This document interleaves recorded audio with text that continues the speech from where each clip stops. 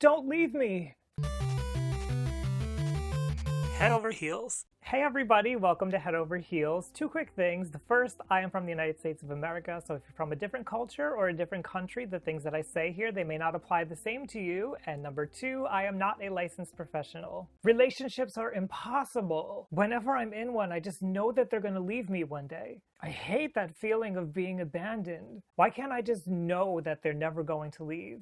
Well, Valentine's Day is on its way, and if this is the way that you're feeling, I do apologize. I know it's not an easy way to feel. We'll be talking about mental health and relationships on Head Over Heels until Valentine's Day, and today we're focusing on fear of abandonment in relationships. The first thing that I want to say about fear of abandonment is that fear is not actually very accurate. It's kind of misleading because you're not really feeling fear. Fear implies that something is actually happening right now.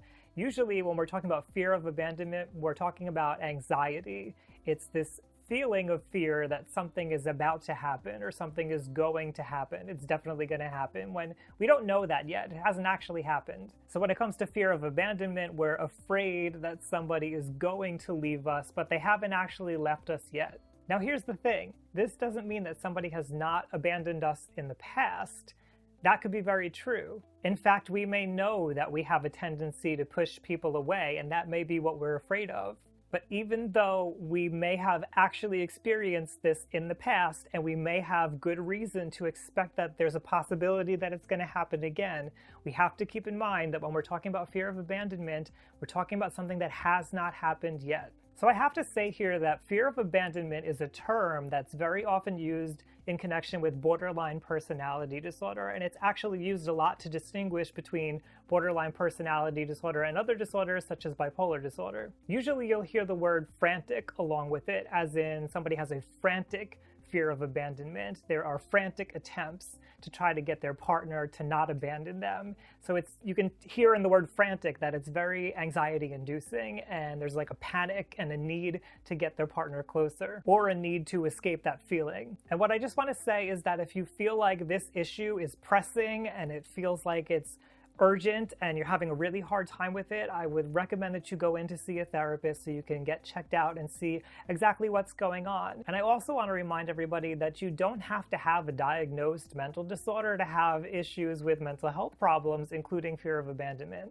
In general, though, yes, fear of abandonment feels very real, it feels very scary, and it feels emotionally overwhelming. I'm sorry, I didn't mean to say that. Do you hate me now? Besides borderline personality disorder, our attachment style could also be something that makes us feel this fear of abandonment. I've talked about attachment styles a lot here. Particularly if you have an anxious, preoccupied attachment style or a fearful, avoidant attachment style, you may go through periods where you feel like you really need somebody close to you in order to feel secure. But let's get away from the psychological terms for a minute and just talk about the word abandonment. On one side of abandonment, we have this fear of losing someone or something associated with them.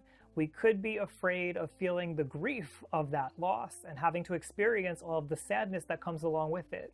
I don't know what I would do without you. We could also feel guilty as though we are the cause of them leaving. Now, this doesn't mean that it's true, but it is a scary thought.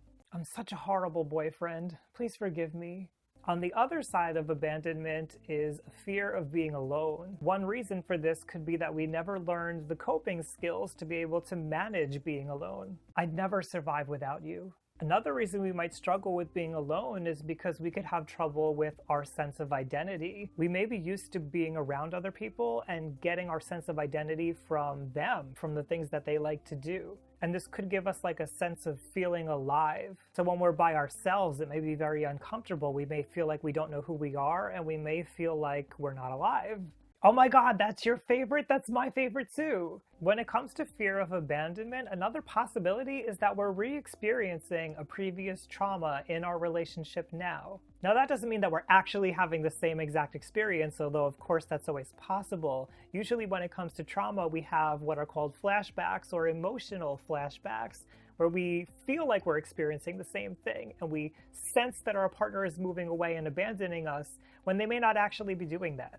For example, maybe you were cheated on in the past, in a past relationship at a time when you were very vulnerable, and so it felt life-threatening to you, and it may have been traumatizing. You may notice that your partner is doing something that your ex had done in that relationship where he cheated on you now, and so it looks like he's cheating on you. Maybe he starts texting all of a sudden, and that's not something that he normally would do. So you remember that your ex was always texting somebody before he cheated on you, so you start to re-experience that, oh my gosh, my ex did this and now my partner is doing it. And then that thought could bring up all this anxiety and all of these emotions and all of this buried traumatic stuff that maybe wasn't resolved from the old relationship bubbles up to the surface, and you start to project that out onto your partner, even though he could just be texting a new friend, a coworker. It could be something that happened at work. We don't know who they're texting. You're cheating on me. I can see it in your eyes.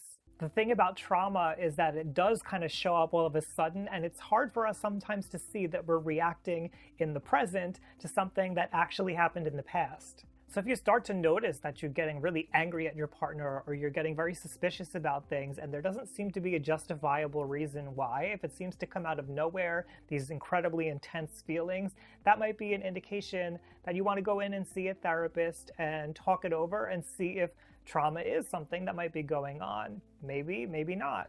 As I've said, sometimes people really do abandon us, so I don't want to invalidate anybody's feelings here and say that you aren't being abandoned, because sometimes it does happen, but I just want to clarify the fear of abandonment is that anxiety when it hasn't already happened yet, so it's something to consider. Now, unfortunately, fear of abandonment in a relationship may cause us to leave a relationship prematurely. We may try to get one over on our partner. Oh yeah, well, you're gonna leave me? Well, I'm gonna leave before you can. We might just ghost somebody and disappear out of their lives, or we may not even get into a relationship in the first place. We may avoid relationships because we don't want to feel that fear of being abandoned. And this avoidance pattern makes me sad because it robs you of the opportunity of being in a healthy and a happy relationship because of a fear, because of something that's not necessarily really happening. So again, I urge you, if this is something that's a recurring pattern in your life,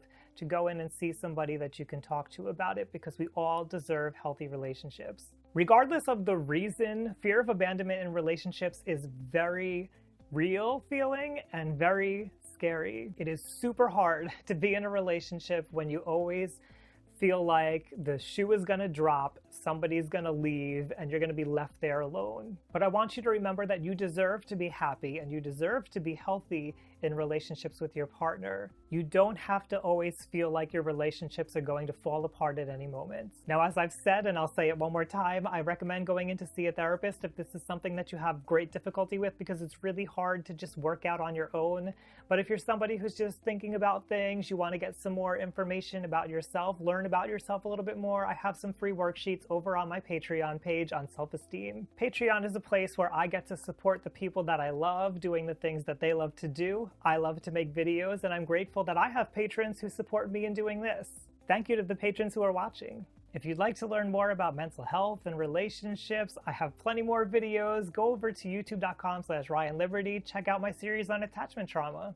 And if you're somebody who's experienced this before, particularly if you're somebody who's gotten through it, maybe you've worked through it with a therapist a little bit and you've learned some skills, could you share some of those tips down below for our community? I know it would help a lot of us. Thanks for joining me, everybody, here on Head Over Heels. I'm glad you stayed here with me.